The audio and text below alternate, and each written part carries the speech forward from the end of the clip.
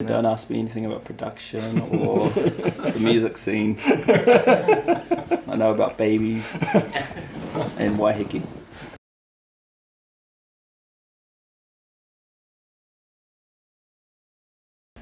But my strength is percussion. I think it's the Polynesian background, like rhythms and little syncopated hats and all that sort of stuff.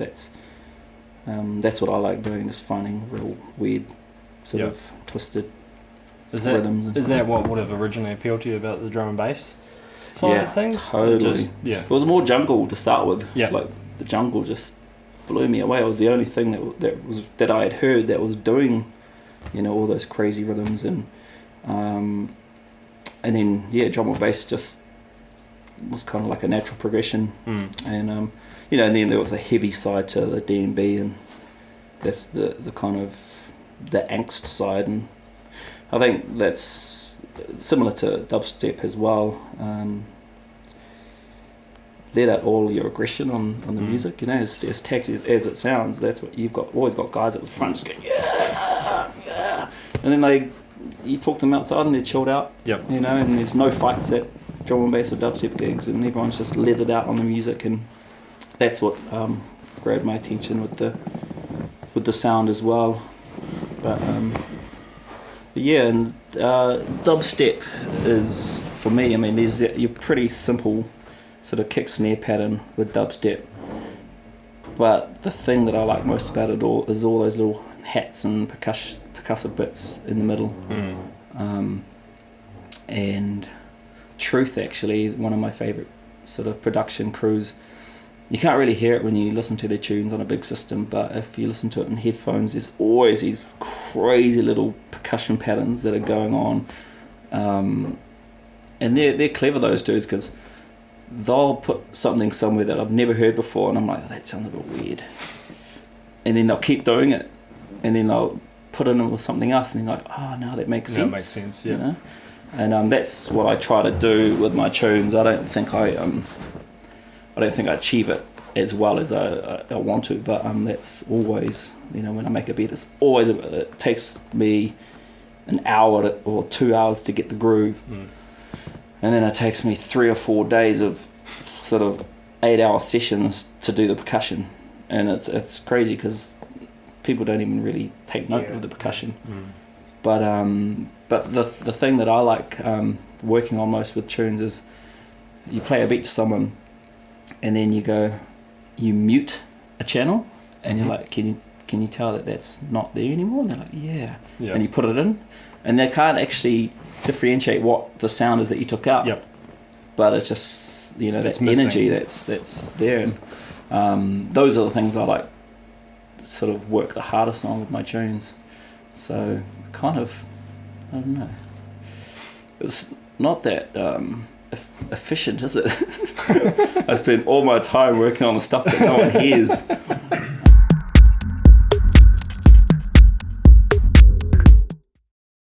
And the thing is, especially out in the club, like I listen to a lot of the tunes that get big in the clubs, and you're like, wow, those tunes, that probably took 4 hours to make completely, and but people just don't realise it.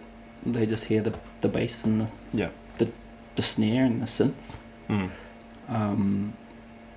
But then you get another piece of music that would have taken 100 hours to make, and those same people that like that other one are like, be like, that's alright, I like this one though. This is awesome. And I guess that's the kind of frustrating thing a lot of producers or artists get. But it's the nature of the beast, really. Was it the production side of it has been something? Have you been self-taught? Did you do any courses or anything on it? I actually did my first tutorial on YouTube 2 days ago. Like literally, I haven't done. I have read a couple of those computer music mags. But apart from that, it's just me faffing around on my computer and seeing what that knob does and this knob does, and wasting a shitload of time. But I think I learnt how to do things totally different, because I'd always listen to something and go, how did they get that sound? And then go back and try it and do it completely wrong, but end up kind of finding something else. Yeah.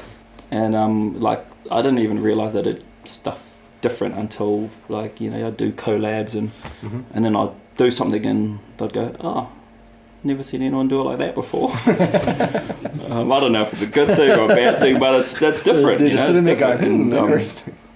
So I just picked up a little iMac in 2000 and got Reason 1. Yep. And just, Rebirth. Yep. Which was shit. But then got Reason 1 and thought that was awesome. And then used that and then been using that ever since. But 3 years ago, got Logic. Okay. Yep. I used Cubase for a year, Fruity Loops for about 6 to 9 months. Yep. Just, I wanted to try everything else out. And but yeah, I've kind of settled on Logic and Reason. I use Reason a little bit for some of the. I like the Rex Drum editor in there, just making little twisted beats in there. But yeah, Logic, love it. Was that just the workflow just made sense to you, or was there a particular feature in there that kind of linked you towards it? Yeah, Logic 8 especially, there's just the user friendliness of it all. Yeah. I tried Logic 5 back in the day and I couldn't get my head around it, and then started with the Logic 7 Express. Someone had given that to me, and I just used it to rewire Reason through. Yep. So it's just made it sound fatter. Yep. And then when Logic 8 came along, I was like, oh shit, I can do heaps of stuff in there. So yeah, and I'm just started. I mainly was rewiring, and then slowly just kind of like thought, okay, I can do this thing in Logic now, so do that, and then do that for a couple of months. Yeah. It slowly kind of moved my instruments from Reason to Logic, I guess.